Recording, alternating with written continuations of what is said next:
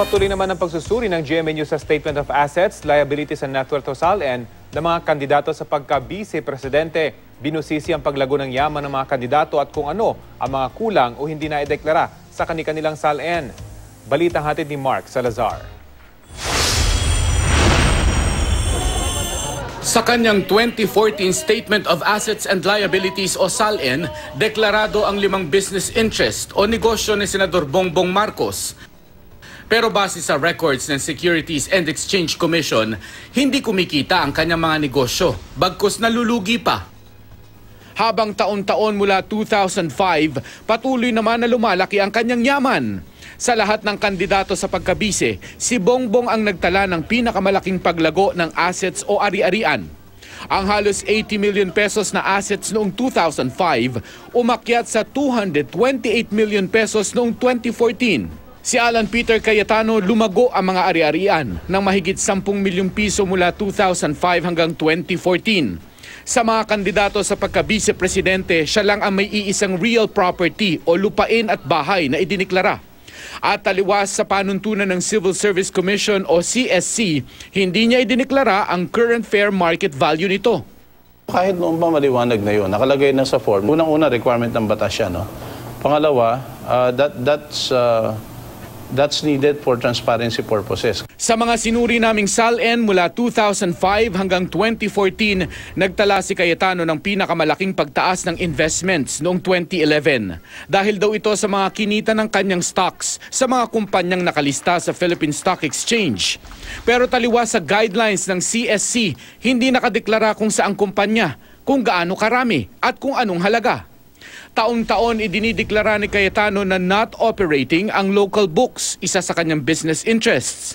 Nang aming suriin ang audited financial statements ng ilan pa sa kanyang mga deklaradong kumpanya, 4 sa mga ito bukod pa sa local books, ilang taon na ring nagdedeklara ng no commercial operations. Simula 2001 hanggang 2011, nagdideklara si Gringo Honasan ng taunang sweldo na 420,000 pesos. Walang deklaradong negosyo, wala rin pagkakautang.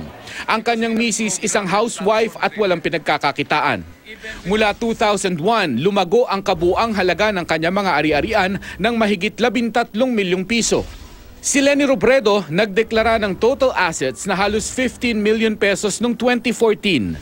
Sa kanyang 2 SALN simula nang manilbihan siya sa gobyerno, hindi nakalista kung kailan at kung paano napasa kanya ang isang agricultural lot sa Del Rosario, Naga City.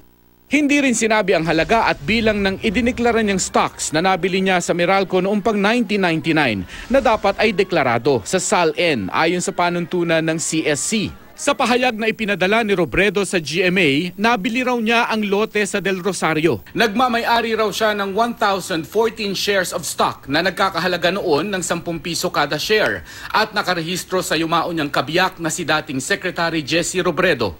Hindi na raw naitala ang halaga ng kanyang mga Meralco stocks dahil wala raw nakatalagang espasyo sa SALN form para dito. Si Cheese Escudero may deklaradong total assets na mahigit 6 na milyong piso noong 2014. Ang inilago nito mula 1998, mahigit 1 milyong piso. Noong 2010, idineklara niya ang 5 milyong pisong halaga ng shares sa Manila Nature's Link Corporation na hindi na nakadeklara sa sumunod na taon. Konektado si Escudero sa M. Seville Law Firm mula pa noong 1994. Hindi ito idineklara sa kanyang 1998 at 1999 SALNs. Kasi on leave ako mula noon at nung humingi kami ng paglilinaw mula sa Civil Service Commission, kanilang sinabi na bagaman on leave ka, bagaman wala kang kinikita mula doon, kailangan mo pa rin isama at ideklara.